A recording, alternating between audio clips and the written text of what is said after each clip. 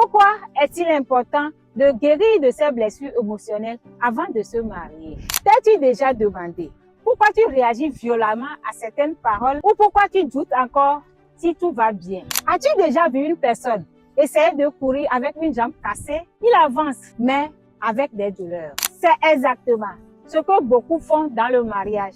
Ils avancent même blessés. Et souvent, ils espèrent que le mariage va les réparer. Mais le mariage ne guérit pas. Il fait. Hello! Je te crois en très bonne forme. Je suis Miss Iveta. Je suis conseillère conjugale et conseillère de vie. Bienvenue dans cette vidéo. Aujourd'hui, je vais t'entretenir sur un sujet très important. Pourquoi est-il important?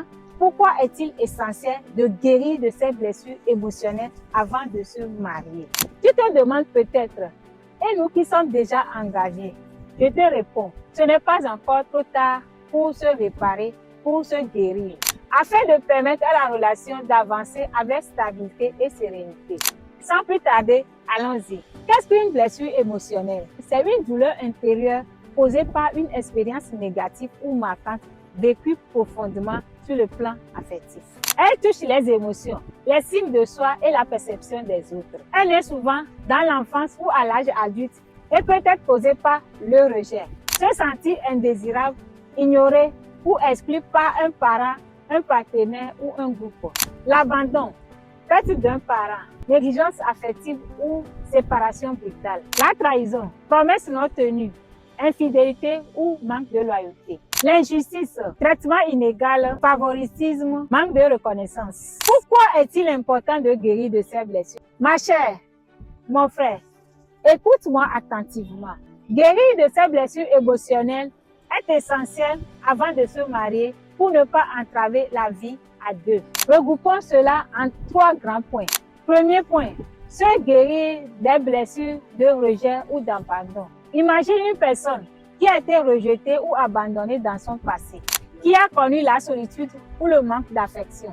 Dans le mariage, au moindre silence du partenaire, elle peut l'interpréter comme un abandon. Au moindre recul, elle pense ne plus être aimée. Résultat, tension, pression, étouffement dans la relation. Que faire?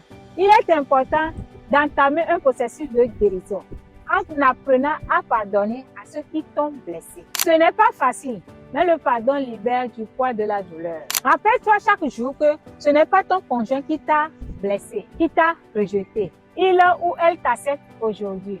Chacun doit apporter une énergie positive dans le foyer pour construire une relation saine et vivable.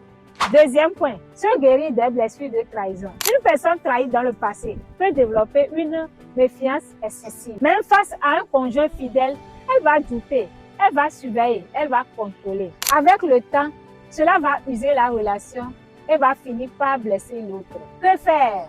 Accepter son passé sans le laisser contrôler ton présent. Décider de repartir sur de nouvelles bases. C'est un travail quotidien, parfois difficile, mais nécessaire. Sinon, on risque de répéter le même schéma, quitter une relation pour une autre et encore sans trouver la paix. Troisième point, se guérir d'une blessure d'injustice et d'humiliation. Une personne rabaissée dans le temps peut entrer dans le mariage avec une faible estime d'elle-même.